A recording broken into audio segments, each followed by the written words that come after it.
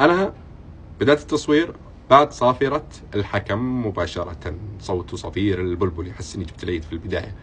مساء الخير، أخوكم أحمد، حياكم الله. اليوم مباراة الهلال مع ضمك، مباراة لو إني أشجع ضمك بقول مباراة أسطورية خيالية، لو إني محايد أو أشجع الهلال بقول مباراة ما في أبرد منها ولا أطول منها، لا من رتم المباراة ولا من البطء ولا من المعلق. فهذا لا تيبي، الله يجزاه خير، اللي طول المباراة هو ينتقد الهلال فقط. كرهنا في المباراة اليوم، يعني حسيت انها مباراة 3 ساعات 4 ساعات، خاصة الشوط الاول. الهلال لا يعرف يطلع كورة، مو هذا الهلال، ما يعرف يمشي باصك غلط، ما ادري وشلون، ما ادري كيف. اول شيء في ترى دور كبير للمعلقين في تجيش الرأي العام. الحين تلقى تويتر مولع، او اكس، منصة اكس تلقى الحين مولع 3 4 هاشتاجات. الشيء الثاني يا اخي، في مشجع ضمك الخصم المفروض انك تحترمه شوي وعلى اللي هو سواه والجرأة اليوم اللي فاجأنا فيها. في محايد يبغى يستمتع، المباراة ميتة وانت تنكد علينا يعني. على العموم هو معلق مميز وصوته جميل، ولكن اليوم صراحة سد نفسنا في المباراة، يعني حسيت بحزن وانا محايد. خيسوس حبيب القلب، انا من ثاني مباراة لعبها مع الهلال، مع عودته للهلال، قلت المدرب هذا عنده حلول وعنده أفكار جديدة أول مرة تطبق عندنا في دورينا، وخاصة مع الهلال، وعلى الرغم أنه غريبة على الهلال، ولكنه يعني قدر أنه يعني يشرب اللعيبة شوي فيها، أنه يحاول ينجح فيها. ولكن أكثر من مرة تكلمت أنه عنده مشكلة نفسية، تعامل بينه وبين اللعيبة سيء جدا، سيء جدا. في أي باص ما يناسب فكرته ينتقد علنا كذا ويصارخ، وصار جزء من اللعبة. دائما المخرج مستعد أنه يجيب الرياكشنات حقته، أي شيء يصير على طول لف الكاميرا. في كاميرا خاصة في خيسوس يضحي في لعيبته على طول. لما يكون سلمان الفرج اللي يعتبر يعني رمز بالنسبة للهلال، وجاي من إصابة طويلة جدا ولا أخطأ، بس لعب مباراة نوعا ما متواضعة شوي، تروح تضحي فيه قدام العالم. أنا أتفهم لو كان مثلا عندك لاعب متخاذل عنده إمكانيات ولكنه متخاذل، أضحي فيه، ممكن يعني أدور ردة فعل من عنده عشان يرد علي في الملعب.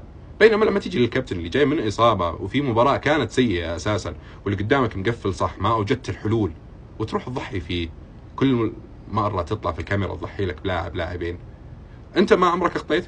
يعني في مباريات كثيرة من يوم جاء خيسوس أو أشواط سيئة بالنسبة للهلال في البطولة العربية، أكثر من مباراة، أكثر من شوط في الدوري، المباراة الأخيرة في آسيا. أنت ما عمرك أخطيت؟ ما عمرك طلعت بجرأة كذا وتحملت الغلط؟ كثير من المدربين من ضمنهم مثلا الأسطورة زيدان اللي حببني أنا في الكرة، مو عشان أصلح بس إني حبيته يعني. أوقات بعض اللعيبة اللي معاه، بعضهم يعني كان معاه لعيبة سيئة جدا تخطي، يطلع يقول أنا اللي متحمل الغلط.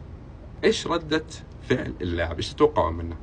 ينسى الراتب وينسى أهله وينسى النجومية، يبغى يرد الجميل للمدرب، يحرج اللاعب، يخليه يحفر الملعب في المباريات الجاية.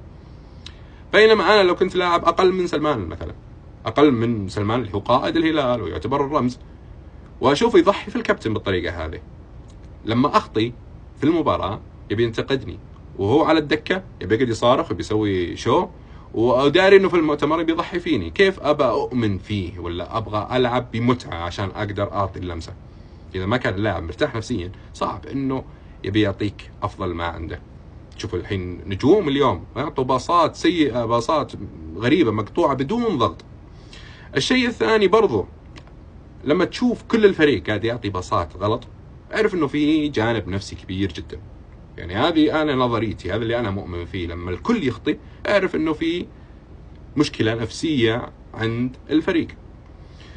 غير انه خيسوس يعني انا اشوف انه ما يحترم اللعيبة ولا يحترم الخصم. اكثر من مرة قلت خيسوس ما عنده خطة باء جيم. لما الفريق اللي قدامه يعرف يطلع بالكورة الهلال يضيع، لما الفريق اللي قدامه يضغط عليه ضغط عالي الهلال يضيع.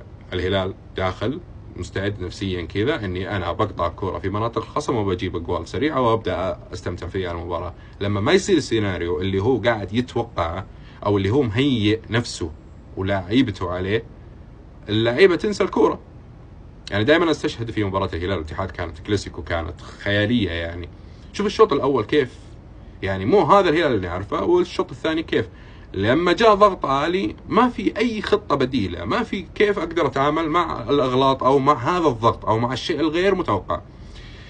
النقطة المهمة اللي أنا أبغى أتكلم فيها وربما كثير يبي يعارضوني فيها، نيمار، اللعيبة الكبيرة، كريستيانو، مدري مين، النجوم اللي جاية، بنزيما، حتى انتقدت نونو قبلها أنا على كابتنية. مين معقولة نمشيها سلمان رمز للنادي ودور شخصية وما أدري كيف، إنه لا هذه طريقة الهلال.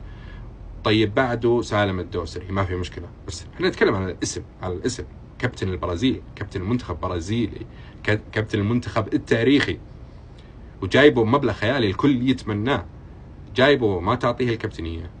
مشينا سالم، مشينا سلمان، تعطي الكابتنية لبليهي في مباراة آسيا، تعطي الكابتنية لبليهي اللي ما أساسا ما عنده شخصية القيادة، عنده مشاكل أساسا في شخصيته، فنان لاعب ممتاز دفاعيا، ولكن الكل معترف انه عنده مشاكل، يعني ادمي ما يسيطر على اعصابه ولا هو قيادي.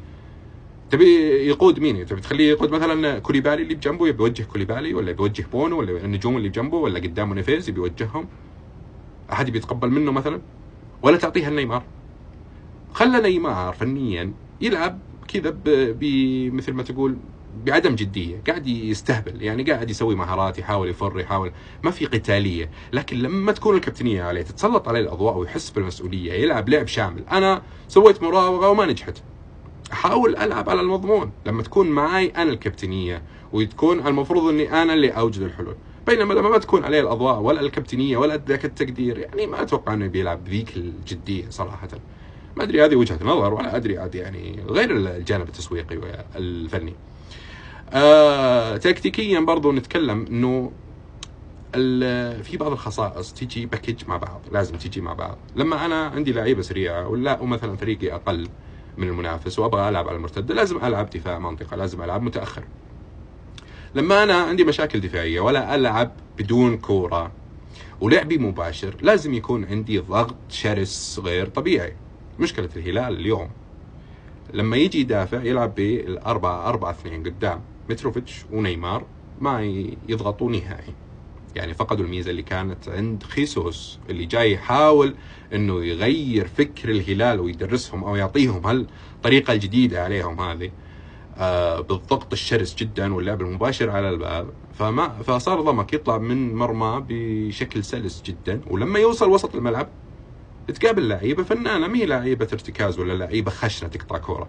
صار ضمك يدور الكوره ويسوي كعوب ومثلثات ودنيا، لانه اللعيبه اللي موجوده في منتصف الملعب ما هي بلعيبه اني انا اقعد اجري واقفل في المنظومه نص ساعه الاحق الكوره، ادور الفرصه اني انا اتدخل. لو تدخلوا مره مرتين قطعوا الكوره، لكن مو هذه هي طبيعتهم. نيفيز لعيب كوره اكثر من انه محور دفاعي. سافيتش نفس الحكايه، لاعب 8 والمفروض انه لاعب 10 اوقات، او لاعب 9.5 ينزل المهاجم، وهذه طبيعته من يوم كان في فريقه لاتسيو قبل. تلعبهم محاور ويركضوا. اليوم يمكن اللي تحس انهم ممكن يقطعوا الكوره ما غير كوليبالي ومن بعده البليهي. طبعا على نقطه التضحيه والاعلام والشو، اليوم افضل لاعب انا شفته في الهلال بونو، من وجهه نظري، انا ما دخلت على الاحصائيات، بس اللي انا شفته في الملعب بونو لما غلط في باص واحد طويل، جت طبعا المخرج عارف، جت الكاميرا على طول على الاستاذ خيسوس، يرفس ويرفع في يدينه وشيله وحط. هل الباص الطويل هذا هو اللي خلى الهلال يظهر بهذا المستوى او خلاه يتعادل؟ فلما يكون عندك نجم كبير وباول خطا تبيعه بالطريقه هذه وتودي الكاميرا عليه او اللوم عليه، يعني اني انا سويت الصح لكن هو ما يعرف يلعب، هنا احس انه هذه هي المشكله، هذا اللي يخلي الهلال يظهر بهذه الطريقه.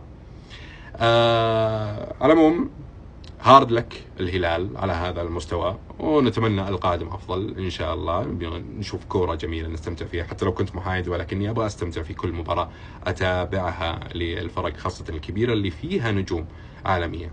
تحياتي للجميع، وكما تعودنا اذا ضبطتوني بلايك اضافه القناه ان شاء الله القادم افضل.